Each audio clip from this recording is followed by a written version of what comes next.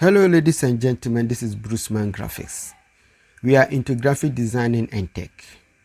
If you are interested in things of such nature, then kindly consider subscribing to the channel because you are in the right place. So without much ado, let's get into Photoshop and let's see how this is done. Now this is the simplest interface you see when you install Photoshop for the first time. But you can personalize the interface to make things simple for yourself because there are several ways of doing one thing in Photoshop.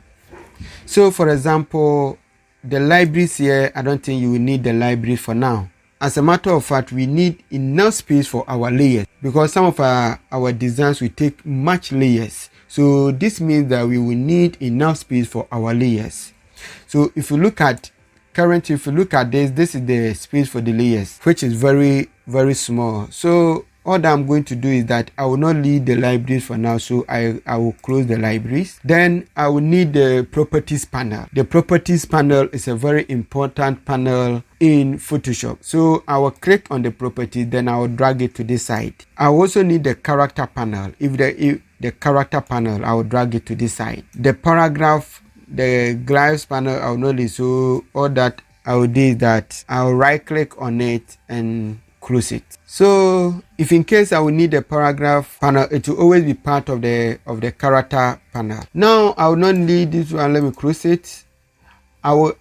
Paragraphing is part of text or character. So I will drag that of the paragraph and add it to the character. If for some reason you are not seeing the character, you can come to Windows and activate anything that you need here. So if you need character is here, you click on it, that's the character is here. I will need actions. I will need my actions, they are here. That's the actions. Good. Let me drag the actions also here. Then I also need brushes. That is the brushes panel here.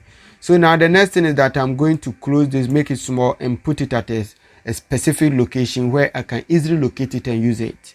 So I will click on this small directional arrows here. Then sometimes when you click on the arrow, you see something like this. So all that you do is that you come to the edge of the panel, then you make it small like this. Click anywhere on it, then put it at this side here. Do same to the character. Click on the directional arrow. When it has zoomed this small shape like this, if it is like this, you can drag it, you take it, you put it here. Then the next one is the actions panel. I can put it somewhere here. So I have my property and character. In fact, the two most important panel that I need. Layer comes, I will not need it, so I will close it. So this means that I will have the whole of this place for my layers. This will make designing work very simple and you have enough space for your layers, and that means you can easily navigate through your layers. Thank you for watching, and I'll get back to you with another tip and trick.